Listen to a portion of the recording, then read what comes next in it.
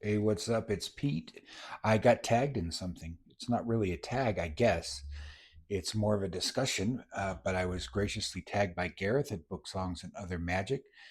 This is a discussion that I believe started with Gavin at Genre Books. I haven't watched his video yet, but I have watched Gareth's and perused some others. I had to stop watching them though because I think I will find that all my ideas are going to be taken already. So I wanted to come up with a few that are original. Anyway, the discussion is called, a few people are mentioning it, calling it different things, but Gareth's uh, title is, and I'll link to these, of course, the next classic books that are already classics in your heart. Okay, so from what I gather, people were kind of focusing on the 21st century. That makes it a problem for me because I hardly read any books that are recent. Maybe that's a deficit. I do attempt a lot of recent authors, more than I thought. I went back through my list of books that I've read since 2011, which is when I started keeping count, to see if I could remember some. I got a couple in here that are older that I really think should be classics. So this list is kind of, I've got about 10 names here. This list is cut into books that I think will be classics and books that I hope should be classics, hope will be classics or should be classics. And I'll leave those at the end. I think it's kind of doubtful that they will be, but they should be. So where am I going to start? I'm going to mention this author right now because I'm reading a lot of her books at the moment. I hope I got all my pages here. Oh, yeah. I'm going to mention her first because I don't have a specific book in mind for Joyce Carol Oates, but I believe she will be a classic. She's in her 80s now. I think she'll be read for quite a long time. I enjoy her books, but I can't really say that I'm well read in her enough to. I haven't read any of her major books. I think her most popular book is probably Blonde, uh, novel about Marilyn Monroe. I haven't read that yet. It's also her longest book. I haven't read any of her longer books.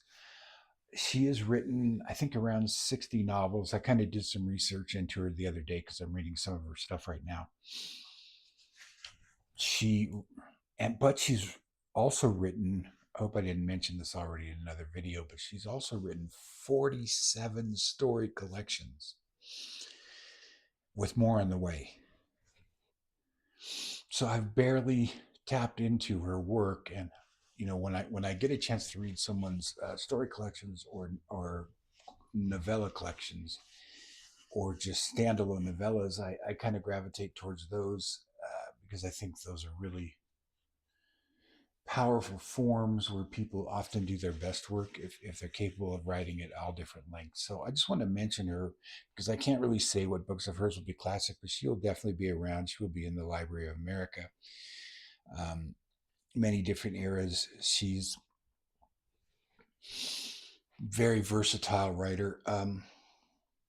Who else have I got that I want to mention that's kind of sort of on the periphery of what I wanted to talk about before I get into the actual books? Okay, here's one I found. I ran into a problem that Gareth also ran into with thinking of books and then finding out that yes, they are indeed considered classics now. And the one I thought of first of all was this, and here's the Penguin Classic Edition of The Man Who Fell to Earth. This is a image from the movie, the David Bowie movie in the 70s. This is a fantastic book. This is the edition that was out for years and years when I was young, and we were all reading it. Me and my outlaw literary friends of the time. And it was made into a Nicholas Roeg film, which was difficult to see, and in different cuts and things. But Walter Tevis in general is a very interesting writer. He's famous for this. He's also famous for the fantastic pool player novel The Hustler, which was made into a movie in the 50s. He had a very strange career, sort of a bifurcated career. Well, maybe quadrificated career, because he wrote science fiction and he also wrote genre novels in the 50s and 60s. And then there's a big gap. So he's famous for this book. He's famous for The Hustler, which was made into a great movie with Jackie Gleason and Paul Newman. And he's maybe even more famous than those two right now. He's also wrote The Queen's Gambit, which is that fantastic chess novel uh, about a female chess champion, super young chess champion, that was made into a Netflix series a couple of years ago, and a lot of people got mad that the author was a man, and that the people who made the film were men involved in making of the film. So I don't know. I thought it was a really good adaptation. It was a book that famously people were trying to adapt for years and years and years. Um,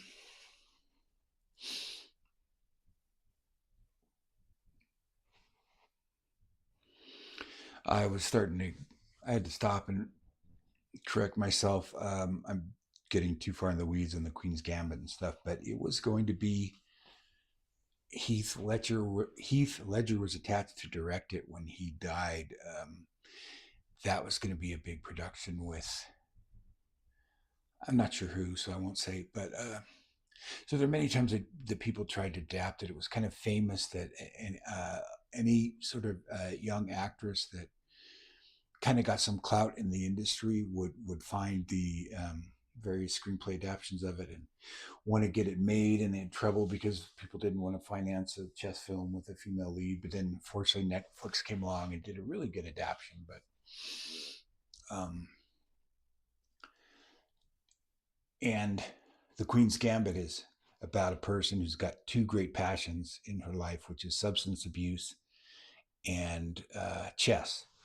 Um, and that also plays out in Walter Tevis's life, because he had this big gap. If you see how his books were written, there's this big gap. There's these great novels, science fiction and mainstream novels that are written early, which are adapted into films or optioned for films and highly praised and all that. And a long gap for many years. He came back in the 80s with a novel called Mockingbird, which is a great dystopian novel. If you take the movie Idiocracy and make it into a serious, uh, make it not a satire, but a serious story out of it, and then turn that into a novel, that's Mockingbird. It's very well written. It was a great return to form by him. There's a big gap though because of his own alcoholism, and for many years I don't know what he did for a living, but he kind of got things together in the last years of his life, and he started writing again with Mockingbird. He did a sequel to The Hustler called The Color of Money, which is a pretty good book. It's nothing like the movie, the Martin Scorsese movie that Paul Newman and Tom Cruise starred in, which is a really incredibly boring Scorsese movie. But it was kind of a. I don't think it was Scorsese's choice. He was kind of doing work for hire. He was having trouble funding his own things, so I'll take this job. And the story is quite different. So Walter Tevis, though, is considered in the pantheon. So check him out if you haven't. His books are very easy to read. None of them are very long. There's a couple towards the others towards the end, like Color of Money and another science fiction novel called The Steps of the Sun. They're not as good as the other works. I would stick to The Queen's Gambit, The Man Who Fell to Earth, Hustler, or The Hustler, and Mockingbird, and collections of stories and things. Another guy that came up. This is getting a little older now. I believe this person is considered classic within the horror genre. I think everyone who reads a lot of horror really respects T.E.D. Klein. He wrote very, very little. He wrote this collection, Dark Gods, which is 4 novellas. He wrote a fantastic short story, which he turned into a novel called The Ceremonies. Can't remember the name of the short story now. Is it The Men from Porlock? Um,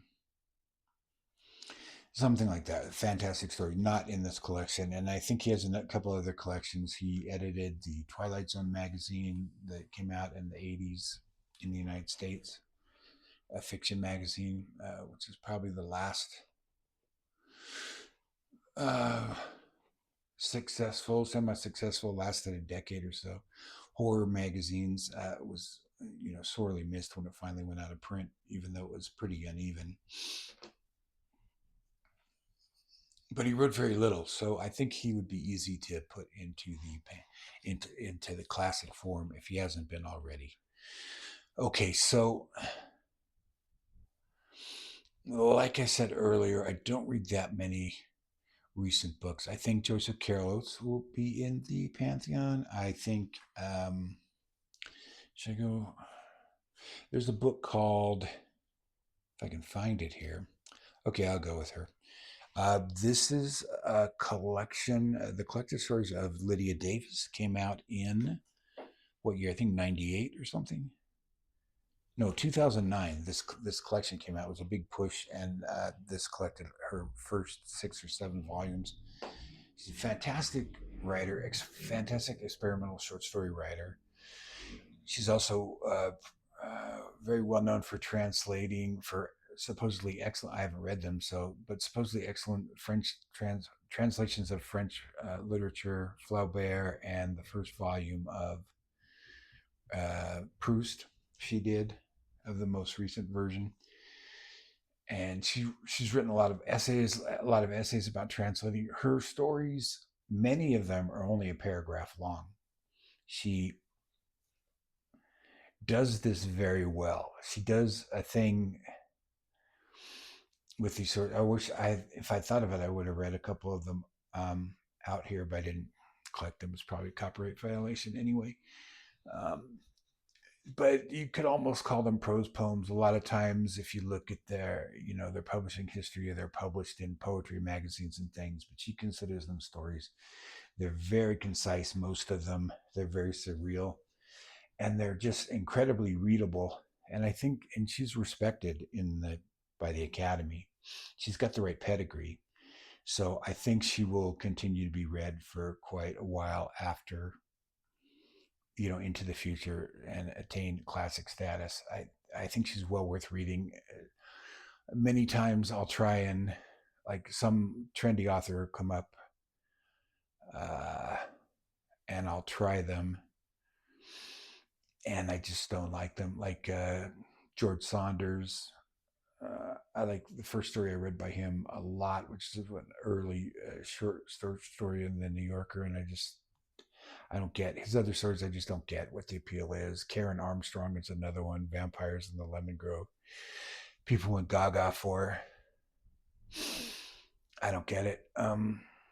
Which is fine. You can't get everything, but Lydia Davis was another one of these writers, and I just love it when everybody starts talking about a writer, as they did in 2009, because of this big push with this collection, plus a new collection of all her more recent stories, plus her collected essays all came out at once. So there's a big push, and just it's a delight when you see something like that, and they turn out to actually be really, really good and worth reading.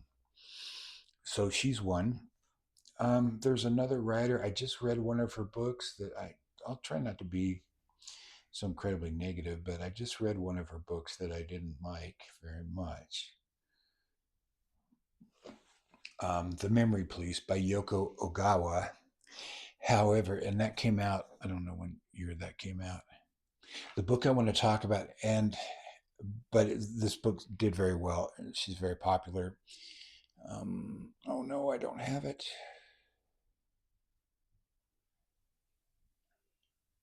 Where's my copy of? Thought I downloaded it. I'll be back.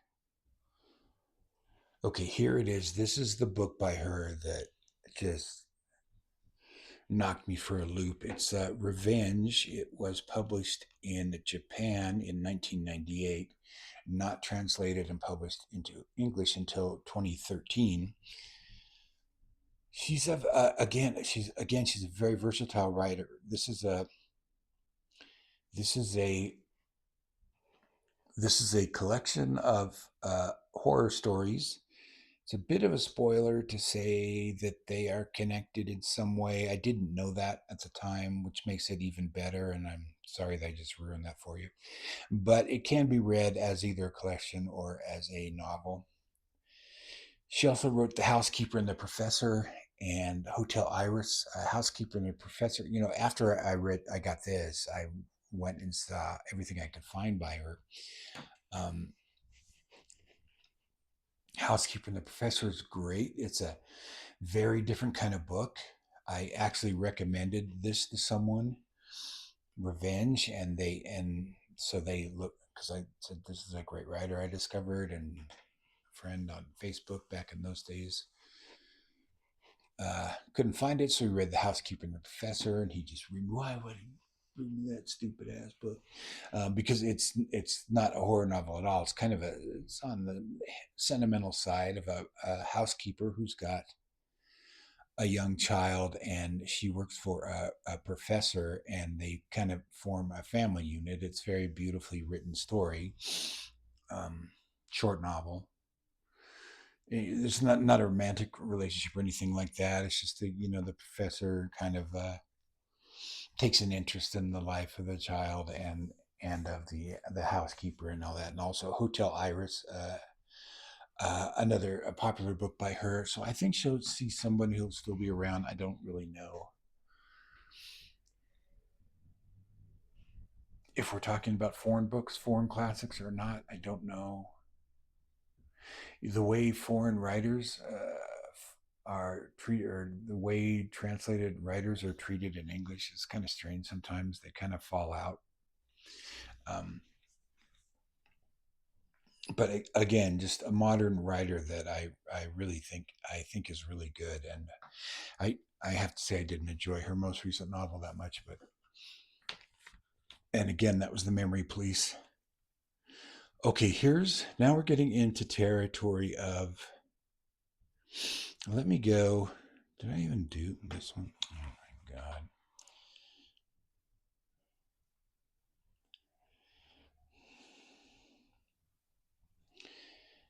Okay. Liu Shujin. How do you say it? I wrote it down phonetically for myself. Shushin. Liu Shushin. The Three Body Problem. This is a trilogy that people probably know pretty well. It's actually scarily in the news right now because of the story of several American scientists going missing, which kind of seems like one of the plot threads of the first novel, The Three Body Problem.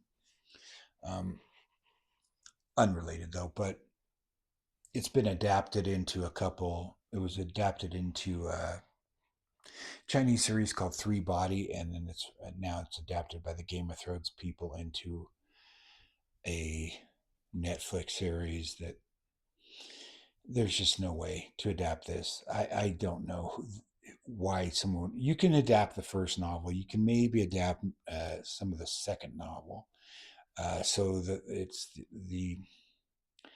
the actual kind of like Game of Thrones. It's known as which is officially called the Song of Ice and Fire, but everybody calls it the Game of Thrones books because that's the first title. Same thing happened with this. It's a trilogy, Three Body Problem, the Dark Forest, and what's the third one called? I don't remember.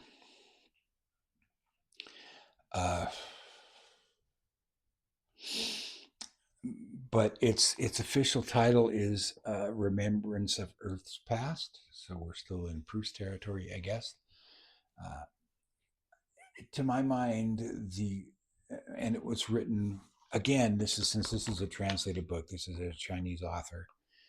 He wrote it between 2008 and 2010. The three books over a 2-year period. Two were published in 2008, and the third one was published in 2010. I really think the second book is the best of the three. There's a lot of ideas in here. The third one gets really cosmic because it goes so far into the future. He kind of invents a way to tell a future history. He doesn't invent it. Other people have used it. Kim Stanley Robinson does this in his Mars trilogy too, where he invents a way to keep people alive for a very long time, so he can have continuous stories. So, at some point in the second book, they develop cryogenics so that main characters, scientists who are working on the three body problem, which is in this case it's a long-term plan by aliens in Alpha Centauri to invade Earth, and they start by they have superior technology to the Earth, but the fantastic thing about this book, one of the fantastic things, is there's no faster than light travel. There is some very fast travel, but light takes 4 years to get here from Alpha Centauri. So even if you had a near and this is the closest star to us. So even if you had a near light speed capability, and I don't even think they have that in the book, it would take 4 years, and it takes much longer. But they know that these aliens are coming. They want to take over the Earth because their planet is dying, and it starts off this extreme sort of arms race. So much technology is involved in the humans trying to get ready for the coming invasion, and the I forget what they're called, the race from the Centaurans, maybe they're called, or something.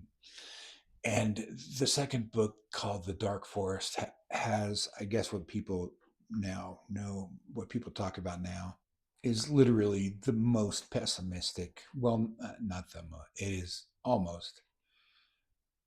Well, it's debatable that it's the most pessimistic view of why we don't have any contact with aliens if they're out there, and what would happen if we did. It is very grim. It's a very grim view of the universe. Things don't proceed linearly in this book. They're fascinating reads. I know there's some backlash against them now for some reason, but probably because they just became too popular. They are, as much as any hard science fiction book can cross over to mainstream, to general readership, this one has done it. I think people read this even if they're not familiar with a lot of science fiction, whereas people don't usually get into it when this is really hard sci-fi. I mean, this is the pure product, as John Kessel would say. It's deeply well researched and well told science fiction, and of course, so some people have to complain. Okay, so what have I got next? All right, so coming up on here, I've got one more that I am doubtful about. It's more recent, that's why I decided to pick it on here. I'm doubtful about whether it will actually be considered a classic, but these are a really terrific trilogy of novels by Sara Gran, a trilogy of detective novels. Sue Grafton said she loved it, but read it anyway. Claire DeWitt and the City of the Dead was the first one. Claire DeWitt and the Bohemian Highway is the second one. And in the third one, she dispenses with putting the lead character's name in there, but it's The Infinite Blacktop, which is the third Claire DeWitt mystery novel. Claire DeWitt is a private detective, but the milieu, the background, the sort of the mythology of these three books, and she wrote it as a trilogy. She doesn't. It's not an open-ended series. It is one set of novels about one character. And how do I describe it? They're not fantasy novels. They're not horror novels. They're not occult novels, but they're kind of adjacent to all those things. Claire DeWitt had a rough, grew up fast kind of childhood in New York. I think was it New York. Um, the novels took place. She lives in California. The first novel takes place. The City of the Dead is New Orleans. She gets called in different cases. She's the greatest detective of her era, the greatest private detective. She's a student of the greatest private detective of all time, which is a character who wrote, which is a French detective who wrote a an obscure, or at least an out of print and obscure art of detection book, which she found early on. She kind of becomes a detective in the flashbacks because of a friend of hers that goes missing, and her other friends, when they're all teenagers, try to solve this mystery. And so there's this ongoing mystery about things in her past and these mysteries that she takes on as a client. And they're just a terrific series of books. I really don't know if they'll be considered classics at one point. When were these written? The early 2010s, I think. Okay, the first one 2012, the final one 2018, the middle one sometime in between them. But it is a story about is one cohesive story told in 3 volumes about one character. And so there's all this lore and stuff in there because of the famous French detective whose work she admires and consults, and and all her dark childhood past and all this stuff. So there's all this kind of lore and things that go on the background of the stories, which kind of all connect. So they're really great to read if you like detective stories. It's one of the best that's come out in a few years, and so far she hasn't written any unnecessary sequels. She's on to other things. So these are serious novels that are given to us in the form of a detective series. Okay, there's only 3 left. No, there's 4 left. Okay, this is another one that I'm pretty confident these will be considered classics, and these are the Hannibal Lecter novels of Thomas Harris, which are brilliant. All of them. They're flawed masterpieces. Hannibal has a huge, huge, huge, huge, huge, huge, huge flaw, an insane choice by Thomas Harris to make that really mars the end of the book.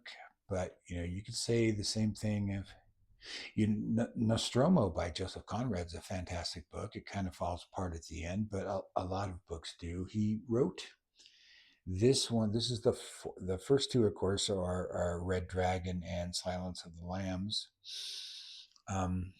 Then Hannibal, which is the direct sequel to Silence of the Lambs. I won't go too much into the plot. People probably know. And then the 4th one was a prequel called Hannibal Rising. I get the impression, just from different things I've read, that Hannibal and Hannibal Rising were basically written under duress of one form or another. Red Dragon came out in 1981. Silence of the Lambs came out in 1988.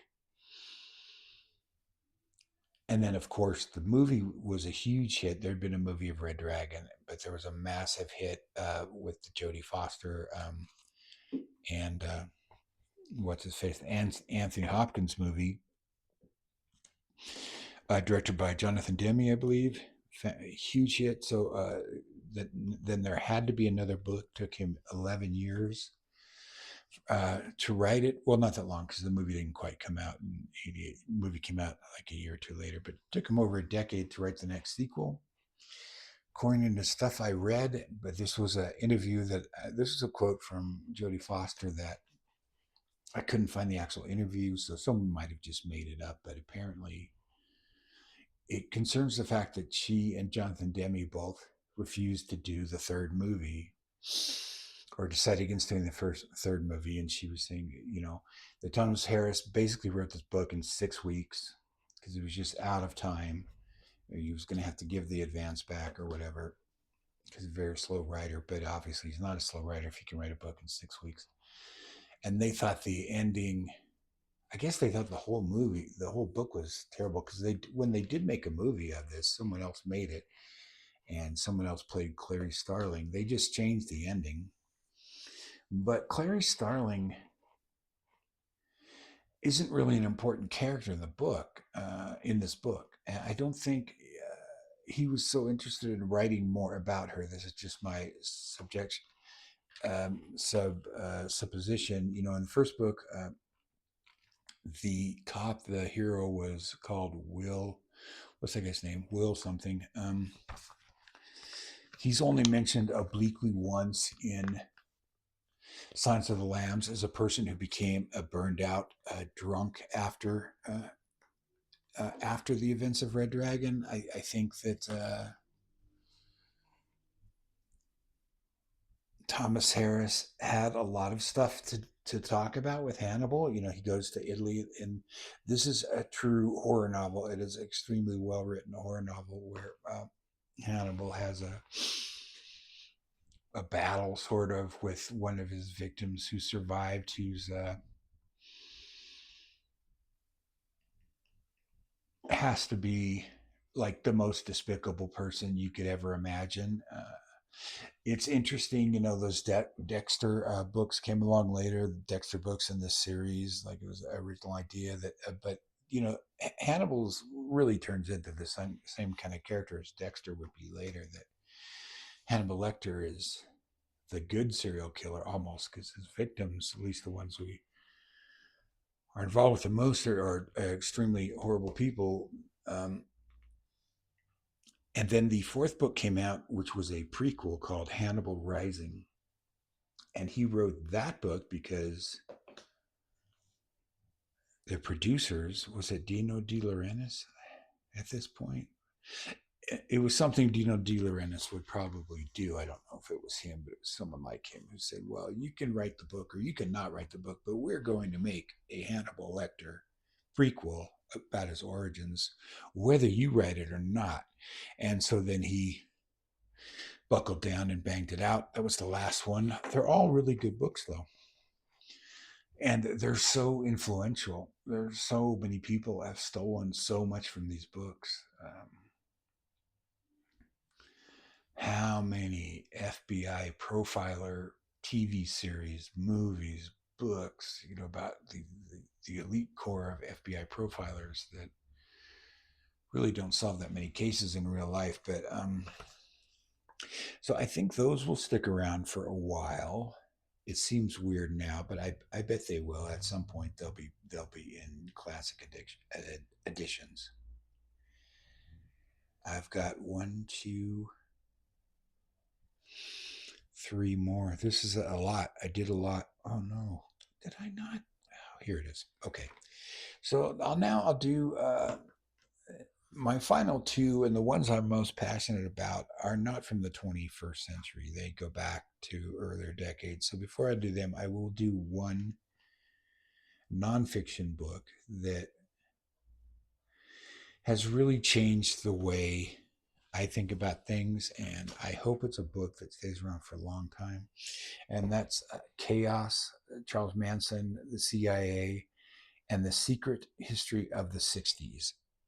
Tom O'Neill worked on this book for a decade or more. He started out as a little profile for the anniversary of the Manson murders for some magazine, like you know, New York magazine, one of the big magazines, Vanity Fair or something. Just kept getting and gathering more and more information, and then you know turned it into a book deal and an extension after extension, and finally they said, "You're never going to get the smoking gun." His publisher told him, "You have to publish what you've got." By this, he'd been, you know, obsessed for decades and stuff, and gathered all this information. So they said, "We're giving you a co-writer to help you get all this material." Interestingly, now though, once this book came out, a lot of people started contacting Tom O'Neill with more information. So there's going to be a follow-up. The reason this book is so important is it really turns on its head there was my whole life, there's been two books and only two books about the Manson family that were considered real books. One was Helter Skelter, which was um, written by the prosecutor, uh, Vincent Bugliosi, and then there was another book called The Family, which was written by Ed Sanders, who's a musician. I think he was in the band The Fugs, I think they were called. Both good books, both very well. Ed Sanders' book is probably just taking stuff that was in the media, but there's a lot of stuff about Vincent Bugliosi in here, and it's very weird because my dad was in law enforcement his whole life, and he's a real law and order kind of guy. He was a cop, he was a highway patrolman, he was an investigator in the district attorney's office, and you would think he would really love Vincent Bugliosi because Bugliosi was like a really hard line. Um, I mean, he didn't know him or anything. That was in California. We lived in Nevada. But Bugliosi was a really law and order kind of prosecutor. But my dad hated Vincent Bugliosi. He thought he was a liar and a grandstander and that he almost blew this case.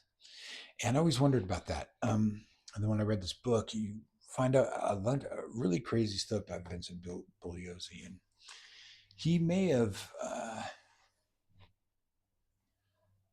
Anyway, there was a narrative formed about the Manson family that might have protected a lot of people who should have known better than to allow Manson to run around California like he did, picking up, teenage girls and uh, building them into a cult of murderers. This opens up a lot of stuff about the '60s that we weren't told, or a lot of narratives.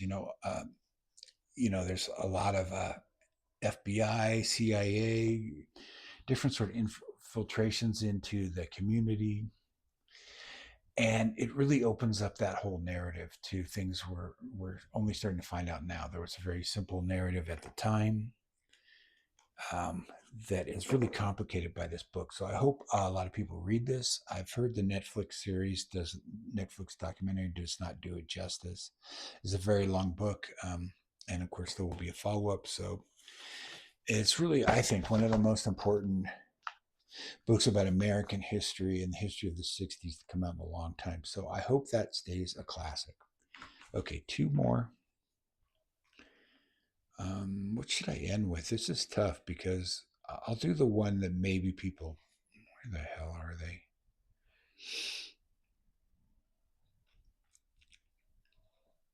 I'll do this one first because there's a better case for this one. This book was written in 1980 by the great Anthony Burgess, and I think this book is almost completely forgotten. It's not part of the conversation. It was a Penguin even when it was published. This was the edition I would have read when it came out in 1980. I saw him on. It's a very long book. The main character is a British writer, more or less based on Somerset Maugham. Um, and he has and the main character in the book has, it's sort of a religious novel, different types of religion. There's stuff in here about,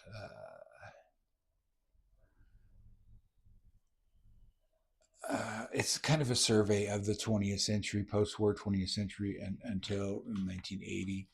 Um, it's a hard book to describe now because, well, I love Anthony Burgess. I loved him already when this came out. He sort of suffers, I think, the way that Daphne du Maurier suffers from having an early book, Daphne du Maurier with Rebecca and Anthony Powers with Clockwork Orange, which was not his first book, but it was his first hit. That kind of there was such a big cult book and had so popular that it kind of overshadows his other work. But you can read anything by Anthony Powers and just have a fantastic time. His novels. He has a great novel about Philip Marlowe. uh, Marlowe, the playwright, um, called A Dead Man in Deptford, which I enjoyed very much. He has a book about the Roman emperors, which is similar to I Claudius. What's that book called? Just fantastic reads, very knowledgeable. He wrote Nothing Like the Sun, which was a novel about Shakespeare and Shakespeare's sex life, allegedly written from the point of view of a drunk professor who's been at the end of the day, at the end of term, who just gives this very highly personal account of Shakespeare's life. I mean, that's the point of view that Anthony Burgess took. So he could be very experimental. This book has a lot to do with religion and the power of evil. It's not particularly, I wouldn't classify it as a fantasy novel or a horror novel, but it does touch on those things. It's got an ending, or it's got a revelation near the ending that really saw my vision went double when I read it. So I read this when it came out, and so that would have been 80. So I would have been only like 19 or 20 or something. Really blew me away. I thought of it, and it's a long novel. I thought it was, and for a long time, and I considered it one of the big books, like the big books, the big important books that people would write. I think it did well at the time. I don't know if people read it now. It's got really high ratings on Amazon, though. I think it's worth reading. There are maybe some. I think they're set up enough. There's some stuff. There's some elements that were taken from very recent history at the time this book was written. It's funny. I saw him before, when the book came out, it was promoted. He went on the Dick Cavett show. Uh, there was a PBS Dick Cavett show that used to run, half-hour show, ran on a strip like Monday through Friday, like after school kind of hours. And he would usually interview one person per. Oh, well, always he would just do a half-hour interview with no commercials. It was the closest thing we had back then to podcasts or anything. And he had Borges on. He would have sometimes comedians and things. He would have like opera singers, which was kind of a struggle to go through because I didn't know anything about that. But he would have a lot of authors on, and he had Anthony Powers on this. And in his introduction, goes, "This is Anthony Powers' new book. It's nearly as long as War and Peace," and which was kind of a big thing for literary novels of that time. They weren't these fat doorstops that we have again now. At the time, they were kind of skinny, like you think of a Kingsley Amis novel of like 250, 300 pages. And then, of course, Anthony Burgess has to go on and go, no, it's like 20% the length of War and Peace, but it looks long. But anyway, Dick Cavett was kind of obsessed why he wrote this big book when most of the books are not very long. And he said, well, my publisher said Americans like big books, because they just want one for vacation. You only get 2 weeks vacation, so they don't want to have to figure out two books, because as soon as you finish a book, then you got to figure out what else to read. So that was his given reason for writing this long book, but it's a very powerful story. I think it's kind of I think it is a masterpiece. I never hear anybody talking about it, although uh, Steve Donahue did a recent interview, a recent video on Burgess, and he mentioned it. So I'm not alone in that. So if you don't believe me, believe him, which is what I say on all my videos. Okay, one more. This book, I'm a little more encouraged about this book when I looked it up today because it used to have a really bad cover. It's available in ebooks. This is Condominium by John D. Macdonald. This is the current edition, which is better than the edition that they had up last year, which was just a bullseye target with the word condominium in the middle. So they are treating John D. Macdonald a little better. This is what it looked like was back in the day. It was really kind of a big, what they used to call a big sexy. meaning, for the bestseller market, kind of pushes a big, fat, thick book, which might have a few sex scenes or has beautiful people in it, at least, like Harold Robbins and things like, or that kind of thing. And it was published in 1977. John D. Macdonald, I'm going to still say he's underrated. This is the last book, so we're about done. And I'll put a list down so people don't have to go through the whole thing, but you won't know that if you got this far because you made it. But anyway, John D. Macdonald's famous now for the Travis McGee books, and I think he got a boost from Lee Child, famously crediting his reading of Travis McGee as the major influence on Jack Reacher.